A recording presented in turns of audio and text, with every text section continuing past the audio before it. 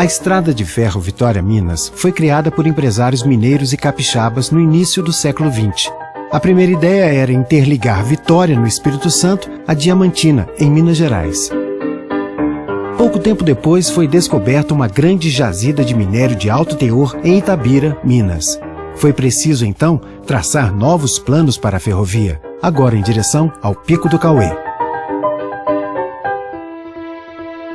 Em 13 de maio de 1904, foram inaugurados os primeiros quilômetros da ferrovia. Partindo da estação de Porto Velho, no Espírito Santo, a estrada seguiu por matas fechadas, montanhas e sobre rios. O presidente desse projeto era Pedro Augusto Nolasco Pereira da Cunha. Com o avanço da construção, foram criadas novas estações e, assim, vários povoados ao longo da estrada de ferro começaram a ganhar mais vida. Em 1906, a estação de Colatina foi inaugurada com uma grande festa. Um ano depois, a divisa do Espírito Santo com Minas Gerais se transferiu para a região das estações Baixo Guandu e Aimorés. Logo depois, Vitória-Minas passou a atravessar o Rio Doce, em Figueira do Rio Doce, hoje Governador Valadares.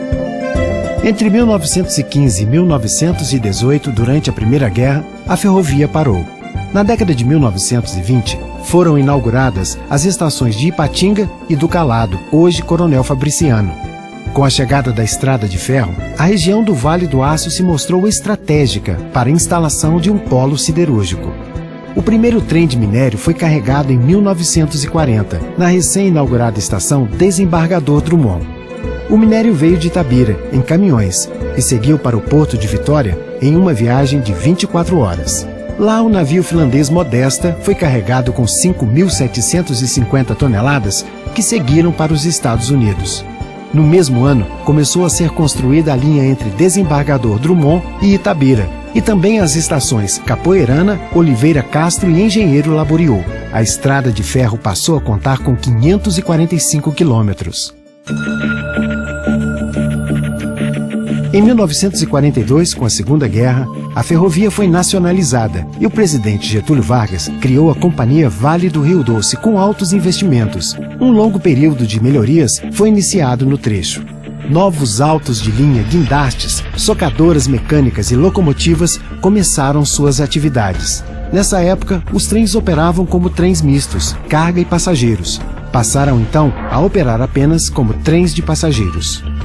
Com a inauguração da Acesita, Aços Especiais Itabira, em 1944, foi construída a estação Acesita. Lá chegava o minério que abastecia a siderúrgica, e de lá saía o aço para os portos de Vitória. Em 1947, a remodelação do trecho Vitória-Colatina ganhou uma série de melhoramentos. Em 1950, as locomotivas a vapor deram lugar às locomotivas a diesel. A Vitória-Minas logo adquiriu 50 locomotivas da General Motors, modelo G12. Uma nova fase na logística de cargas e minério tornou a Vale do Rio Doce uma das maiores mineradoras do mundo. Em 1954, vagões de aço moderno começaram a substituir os antigos vagões de madeira. Maiores e mais confortáveis, eles faziam 4 trajetos diários. Um carro especial servia à chefia em viagens de trabalho. Com a construção da Uzi Minas em Ipatinga em 1958, a antiga estação foi transferida para o local atual, já com o nome de Intendente Câmara. As exportações de minério aumentavam e, com elas, o escoamento do aço da Uzi Minas para o centro mineiro. Foi preciso, então, um grande investimento no trecho ferroviário entre o Vale do Aço e Nova Era. Para administrar esse investimento, foi criado o Departamento de Obras da Via Permanente, por Eliezer Batista, então presidente da companhia. E foi iniciada a construção da variante de Sá Carvalho, que retirou os trilhos da margem do rio Piracicaba.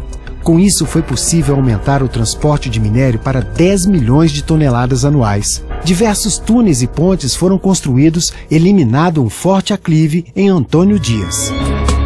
A construção do Porto de Tubarão, em Vitória, e a descoberta das primeiras jazidas na Serra dos Carajás, no Pará, aconteceram na mesma época. Os mercados externos se abriram e a Vale do Rio Doce investiu em novas minas e construiu o ramal de Costa Lacerda, que dava acesso às minas de fábrica de Timbopeba e Mariana. Na década de 70, aconteceu um dos maiores investimentos na história ferroviária brasileira, a duplicação de todo o trecho ferroviário. a Vale do Rio Doce passaria a ter a primeira ferrovia totalmente duplicada das Américas. No mesmo ano foi instalado o estaleiro de solda em Governador Valadares, que passou a produzir as barras de trilhos soldados com 200 metros de comprimento. Para os serviços de duplicação, foram adquiridos vários equipamentos de terraplanagem. Em seguida, foi instalado o Centro de Controle de Tráfego, CTC, que passou a controlar todo o tráfego ferroviário. 1984. A ferrovia atingiu a marca de 1 bilhão de toneladas de minério e cargas transportadas. Em 1997, a Vale do Rio Doce passa a ser uma companhia privatizada. O Museu Vale foi criado no ano seguinte, na antiga estação de Pedro Nolasco, em Vila Velha, com um grande acervo fotográfico, documentação e uma locomotiva a vapor totalmente reformada. Em 2007, a Companhia Vale do Rio Doce passa a se chamar Vale. E acompanhando a mudança, uma nova pintura foi aplicada em suas locomotivas e no trem de passageiros. Em 2011, a Estrada de Ferro Vitória-Minas bateu o recorde de 11,2 milhões de toneladas de minério de ferro transportadas em um único mês. Em 2014, a Vale adquiriu um novo trem de passageiros para Vitória-Minas. Com design europeu, moderno, seguro e confortável, ele oferece transporte de alta qualidade para mais de 1 milhão de passageiros por ano. E assim, a Vitória-Minas segue seu curso, contribuindo para o crescimento do Brasil e participando da vida dos brasileiros. Mais de um século fazendo história e abrindo caminho para o futuro. Vale, para um mundo com novos valores.